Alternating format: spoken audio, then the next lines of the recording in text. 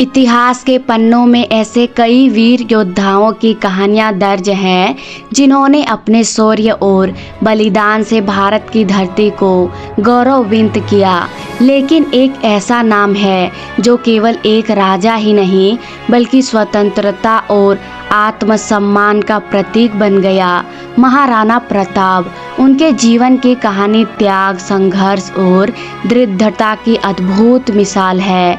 यह कहानी हमें उस समय में ले जाती है जब मेवाड़ की भूमि पर विदेशी आक्रमणकारियों और मुगलों का साया मंडरा रहा था। महाराणा प्रताप का जन्म 9 मई 1540 को कुंभलगढ़ में हुआ। वे उदयपुर के शासक महाराणा उदय सिंह और महारानी जयवंता बाई के पुत्र थे। बचपन से ही महाराणा प्रताप साहसी और पराक्रमी थे।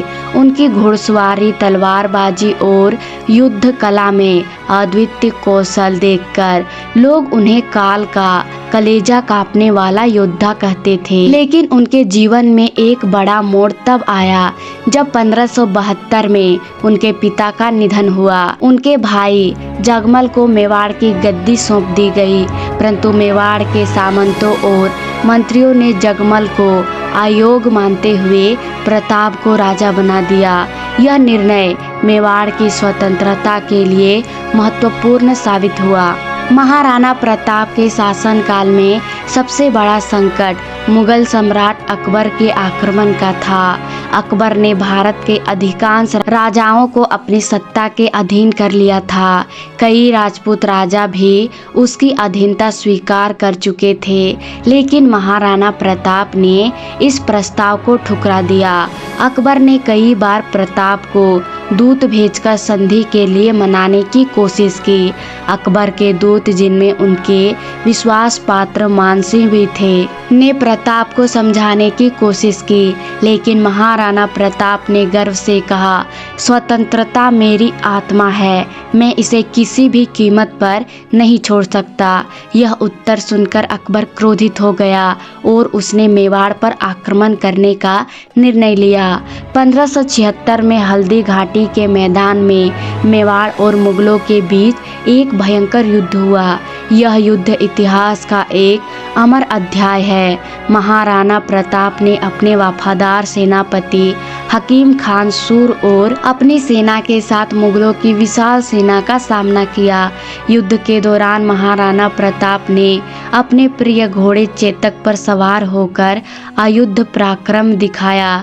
चेतक ने भी अपनी वीरता का परिचय दिया जब उसने घायल होने के बावजूद महाराणा प्रताप को युद्ध भूमि में सुरक्षित बाहर निकाला, लेकिन अंततः चेतक वीर गति को प्राप्त हुआ। यह दृश्य इतना मार्मिक था कि हर सैनिक की आंखों में आंसू आ गए। हल्दी घाटी का युद्ध भले ही निर्णायक नहीं रहा, लेकिन इसने अकबर को यह दिखा दिया कि महाराणा प्रताप को हराना आसान नहीं था। अकबर ने मेवाड़ के कई किलों पर कब्जा कर लिया, लेकिन महाराणा प्रताप ने कभी आत्मसमर्पण नहीं किया। अपने राज्य को बचाने के लिए महाराणा प्रताप ने अरावली की पहाड़ियों में शरण ली। उन्होंने और उनके परिवार ने घास की रोटियां खाकर कठिन जीवन व्यतीत किया, लेकिन उनका आत्मविश्वास कभी नहीं डगमगाया। अरावली की गुफाओं से निकलकर महाराणा प्रताप ने धीरे धीरे